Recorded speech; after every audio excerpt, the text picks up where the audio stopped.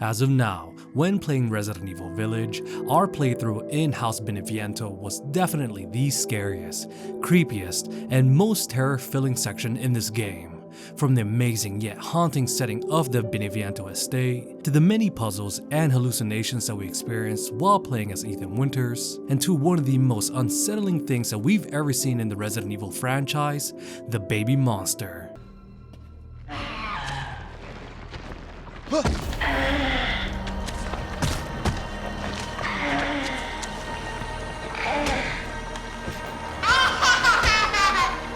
But even with all this culminating all together, there was so much more information in the background that could have been part of the Beneviento storyline, which in this video, we'll discuss the overall concept design of the Beneviento house and the surroundings, the original role of Donna Beneviento herself, and much more. So sit back and relax as we delve into the most horror-filled section in Resident Evil Village. Everything would be better if Rose wasn't born. Fucking monster.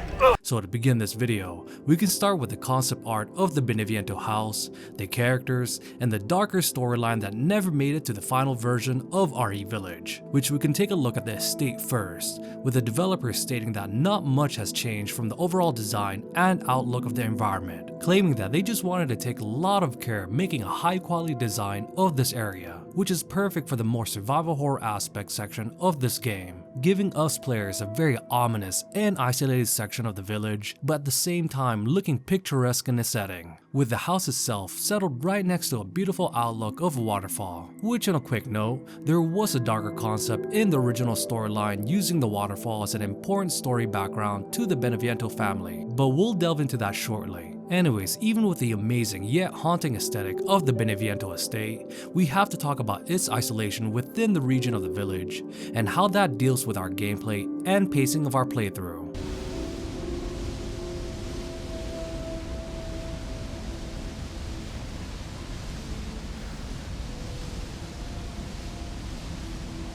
Because from the altar region of the village near the DeVuH, we quickly realized that the House Beneviento location would be one shrouded in the mist, with the pathway to the house littered with the dolls hanging above the trees. With this route continuing on down, we cross an old suspension bridge, which the developer stated that they originally thought about a scene where enemies would chase Ethan down in this section. But this event would not make it to the final product, which in my opinion was a great idea, because this suspension bridge and the overall atmosphere supported the slower pacing of the game in this section of the village. Having enemies chase down Ethan at this point in the Beneviento estate would have released that ominous and mysterious tension buildup prior to arriving at the house near the waterfall.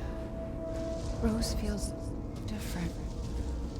Ethan, you have to fix her. What the hell is this? Anyways, as we continue on this route past the bridge, eventually we hit a gravesite that plays an important role in terms of the powers of Donna Beneviento herself, with the gravesite appearing to be glowing, the surrounding also littered with dolls and yellow flowers. But again, we will cover more into our Beneviento characters and their original concept designs a little bit later in the video. Am I losing it? But moving on, we finally reach our destination from here on out. The overall pacing takes a drastic turn for more of a slower paced, puzzle solving oriented theme, which is a contrast from what we went through in House Dimitrescu and fighting Lady Alcina herself, because in the previous section of the game, it gave us a combination of both terror, but also a bit more of an action oriented theme. So once passing through that playthrough against Alcina Dimitrescu, then moving into House Beneviento, the two different pacings to the game keeps our playthrough fresh, because once we enter the Beneviento estate, all things we've dealt with in the first quarter of the game stops at a halt, because this portion of the game focuses more on the minute details of all the sections in House Beneviento, allowing us players to immerse ourselves into the presumptive background of Donna and all of her doll making history, which at this point, we play through a very PT Silent Hill-like gameplay, stripping Ethan of all of his weapons and rendering him completely helpless against the surrounding environment.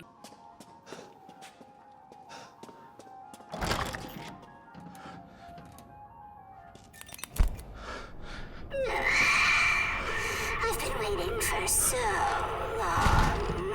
I'd make a much better daughter than Rose. Please, won't you stay with me forever?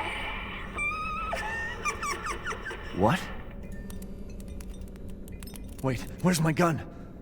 With the only thing that we can do while playing through this section is to use our puzzle solving skills and deal with all the haunting moments on the way, which this style of Resident Evil Village, focusing more on the horror theme based gameplay, is something that I truly enjoyed, giving me chills that I haven't experienced in a game for a short while. But even with the horror themed aesthetic and gameplay we experienced while playing through the Beneviento section, I think this would be a great time to delve into their family history and the darker background that was scrapped in the final version. Because remember earlier I mentioned how amazing and haunting the Beneviento household was settled next to the waterfall? Well, did you know that the developers originally intended to have Donna Beneviento's family throw themselves off the waterfall, which would have been a very dark background to her storyline? Because in the final version of Resident Evil Village, we were told in one of the files in the gardener's diaries that Donna's parents just passed away, leaving Donna the sole member of the Beneviento family, though not explaining how they passed away. Also, another fun fact in regards to the Beneviento estate, it was said that it was originally supposed to be the village doctor's house, with Donna Beneviento herself being the main physician, omitting her role as a doll maker and not having Angie play any part at all. Also, another fact that the developers mentioned was that Donna's base concept is that she's a ghost, which this would have been the first in the Resident Evil franchise, since they never truly went into the supernatural side of things.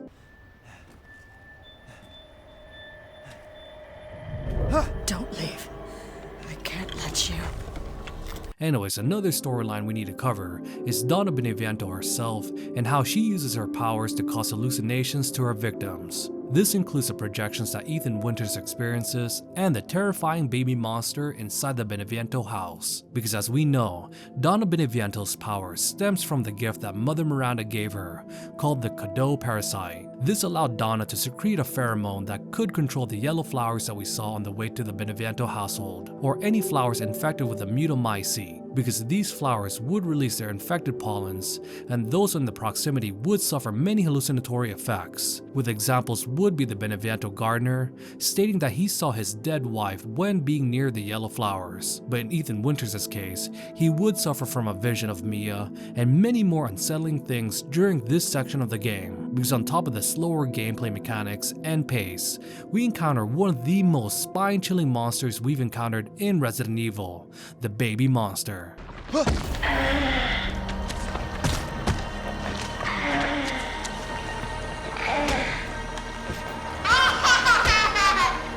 Which this fact was also still part of the hallucinations that Ethan was suffering from. Also, this baby monster was created from the doll of Mia, the doll that we saw in the middle of the basement area, where a lot of the puzzle solving things happening in the doll itself. Also, the baby monster when first encountered would leave a trail of blood and its umbilical cord dragged on the floor, with the origins coming from the Mia doll area itself. And this portion of the game with the baby monster following us without any weapons was very terrifying, especially with this insta-kill move, with our only choice was to hide from this baby and hope that it won't catch up to us.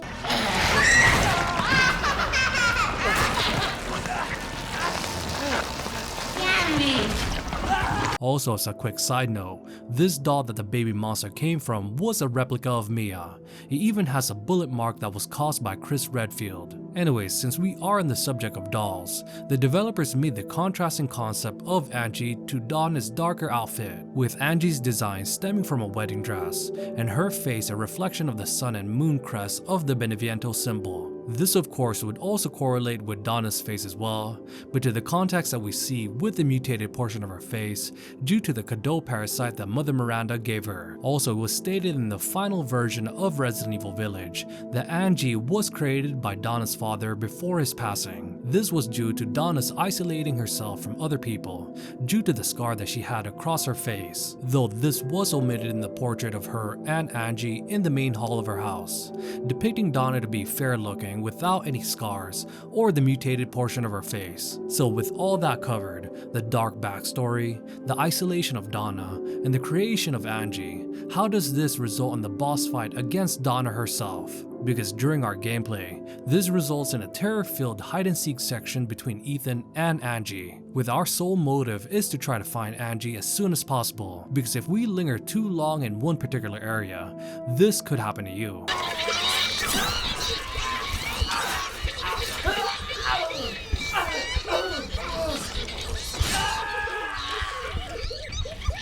though this is a very non-traditional way of a boss battle as they come in terms of the Resident Evil game, blending in the slower paced gameplay with a lack of weapons and resources. The claustrophobic and tense environment, this moment in the game definitely gave us enough terror while keeping the gameplay fresh. Also on a quick side note, the boss music itself gave a very chilling depiction of an old European child song, with many variations of that particular song being translated and changed a bit, though the overall theme or message of that song relates to a hide-and-seek pastime of children in the woods, with the tale stating that a wolf may present itself when we find it, which correlates to our boss battle with Donna and Angie, and how the main point of the fight was to find Angie among the many dolls littered around the area, and taking her out eventually, leading to the end of all the hallucinations that Ethan suffered through in the Beneviento estate.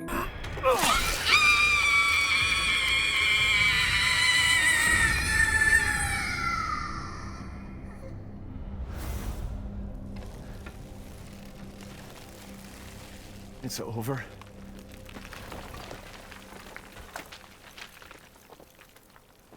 Anyways, in the end, the darker backstory of the Beneviento family was interesting, and I can understand why they would omit such a tragic story for the general audience, though a more detailed explanation on how her parents died would have been a great addition to the lore of Donna, and how her actions today were a reflection due to that event. Also, the terror-filled moments with the baby monster, the claustrophobic environments, and the tension-inducing music made this part of the game amazing, while all packaged up in a setting that is both haunting and beautiful at the same time. Anyways, what did you guys think about the Beneviento section of Resident Evil Village, and how would you rank this part of the game when compared to the other sections? Please let me know your thoughts on the comment section down below. Also, if you guys enjoyed the content, then please feel free to like and subscribe for more Resident Evil content in the future. Anyways, thank you guys so much for watching, and as always, you guys have a great rest of your day, and this is Hey DeVuH, and I'll see you guys on the next video.